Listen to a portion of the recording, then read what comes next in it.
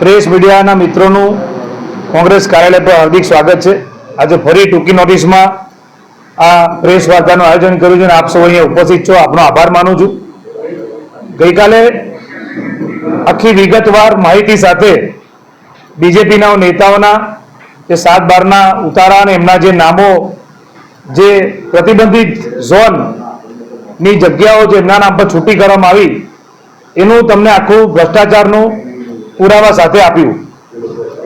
આજે આપણે વડોદરા શહેરમાં આપણે સૌ જાણીએ છીએ કે આજે સામાન્ય નાગરિક હોય જે ટેક્સ ભરે છે, વેરો ભરે છે અને એની કોઈ જગ્યા હોય તો જે 40% કપાતનો નિયમ હોય છે એ સામાન્ય નાગરિકને લાગુ પડે છે, પરંતુ ભાજપના માલેતુજારો કે જે લોકો 30 વર્ષથી આ વડોદરામાં સત્તા પર બેઠા છે અને જેમના ભ્રષ્ટ શાસનના પાપે આ વડોદરામાં પૂર આવ્યું, વડોદરા પાણીમાં ડૂબ્યું અને એ ભ્રષ્ટ શાસનનો બીજો ભ્રષ્ટાચારનો નમૂનો આજે તમારી સમક્ષ રજૂ કરીએ છીએ કે 40% કપાત છે એ ટેક્સ પેયર માટે એ નિયમ લાગુ પડે, પરંતુ ભાજપના માલેતુજારો માટે નિયમ લાગુ પડતો નથી।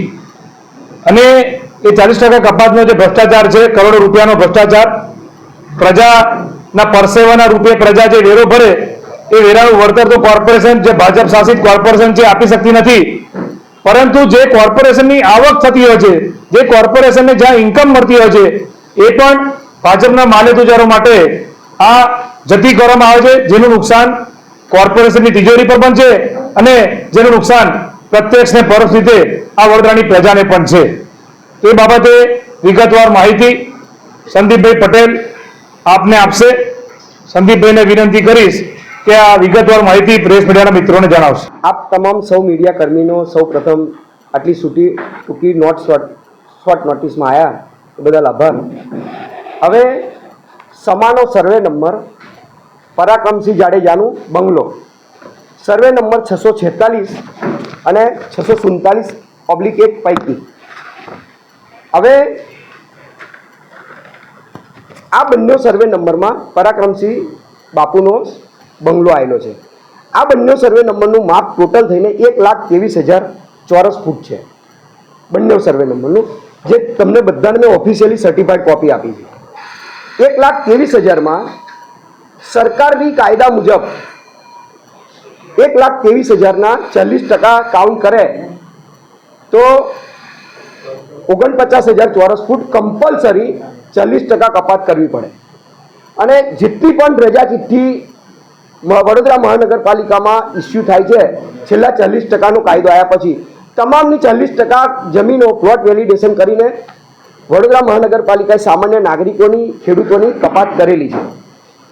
હવે 646 અને 647 પરાક્રમસિંહ બાપુનો બંગલો, એનો આ 7/12 છે। આ 7/12માં પહેલા પેજ પર તમે જોશો તો સ્પષ્ટ લખેલું છે 501 ચોરસ મીટર કટ કરેલું છે જગ્યા, એટલે લગભગ 5,000 ફૂટ।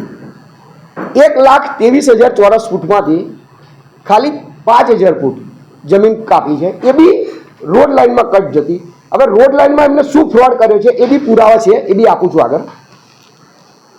ખાલી 1,23,000માંથી 49,000ની જગ્યાએ 5,000 ફૂટ કપાત આપી છે રોડ લાઇનની, બાકી આખી જમીન અત્યારે એમના પોઝેશન સાથે આ ફોટોગ્રાફ્સની કલર આપેલા છે। 1,17,000 ફૂટ જેવી જગ્યા છે।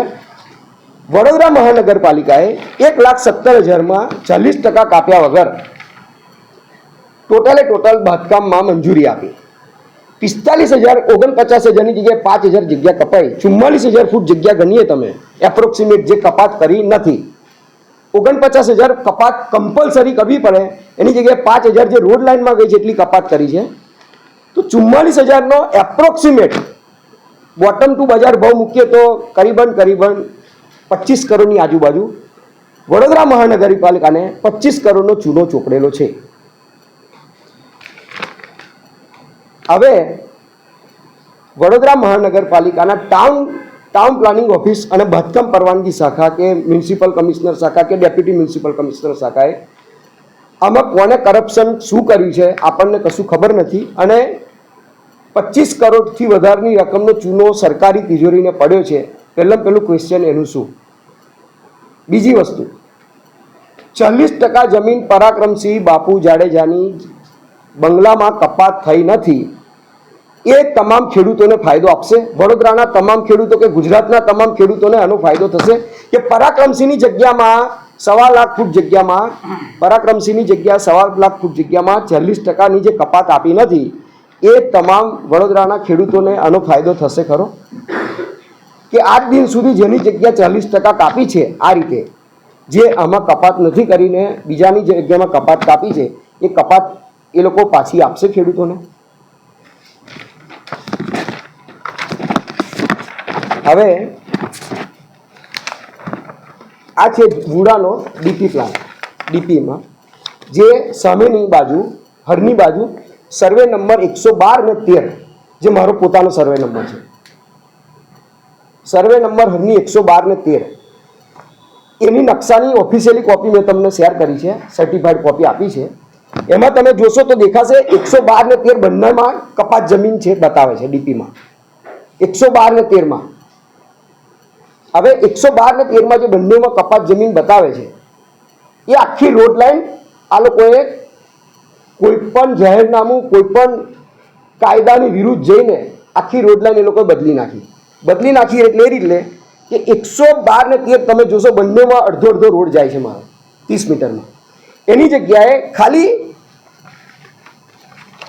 એની પાછળનું કાગળ જોશો તો કોર્પોરેશનની સર્ટિફાઈડ કોપી છે, નકશાની સહી સિક્કાવાળી કોપી. ખાલી ને ખાલી 112માં કપાત કરી જગ્યા, એટલે રોડ લાઈન આખી ચેન્જ થઈ ગઈ. વુડાના ડીપી પ્લાનમાં આજે પણ 112 ને 113માં જ રોડ લાઈન બોલે છે, એની જગ્યાએ 112માં નાખી રોડ લાઈન. હરનીના 112માં રોડ લાઈન ચેન્જ થઈ એટલે પરાક્રમસિંહના બંગલાની ઓપોઝિટ દિશામાં રોડ લાઈન ખસી. આ પરાક્રમસિંહને બંગલાની ઓપોઝિટ દિશામાં રોડ લાઈન ખસી સામેની સાઈડે. એનો મિનિંગ એ છે કે આ રોડ લાઈન જે સામેની દિશામાં ખસી એનાથી લલિત રાજેન્દ્ર ત્રિવેદી, જે પરાક્રમસિંહના બંગલાની કન્ટિન્યુઅસમાં આવતી જગ્યા, રાજેન્દ્ર ત્રિવેદી, લલિત રાજ, બધાને એનો ફાયદો થયો છે.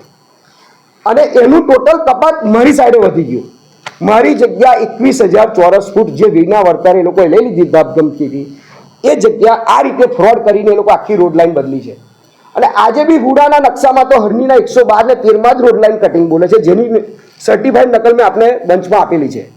અવળી જ બદલી નાખી એ લોકોએ. મકાન બનાવ્યું તારે જ આ જે રોડ બનાવે ને એ લોકો જે બ્રિજ બનાવે ને તારે રોડ લાઈન તો બદલાઈ જ નથી કાઢી. ધમધમકી કશી નહીં મળી. કાલે જે મેં તમને બધી વાત શેર કરી એ પ્રમાણે ધમધમકી કે 2009થી એ લોકો મને નોટિસો ચાલાલ કરે છે, મકાન ખોટું છે, આમ છે, તેમ છે, વોટ એવર જે છે એનો કોર્ટનો મનાઈ હુકમ છે, એટલે એમાં કોઈ વસ્તુ છે નહીં.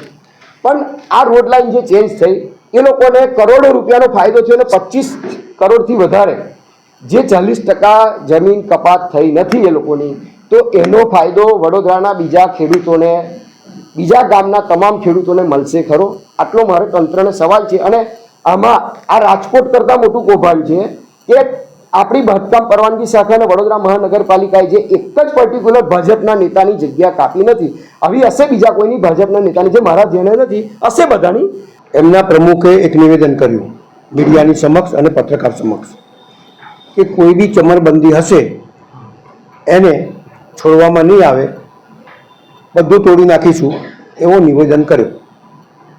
ત્યારે મેં કાલે સભામાં કીધેલું પરમ દિવસે કે સરકારના ચૂંટાયેલા પ્રતિનિધિ અથવા જેમની લાગવગ છે એ લોકો જેમને સરકારે ઝોન ફેર કરી અને પરમિશનો આપી હોય એ ગેરકાયદેસર ને કાયદેસર જે તમે બનાવ્યું છે એને તોડશો કે કેમ? ત્યારે કોઈ કશું બોલ્યો નહીં. એનો મતલબ એ થયો કે તમારા માણસોને બચાવવાની આ પેરવી અને જે માણસે ઝોન ફેર નહીં કરાયો એને તમે તોડવાની વાત કરો છો.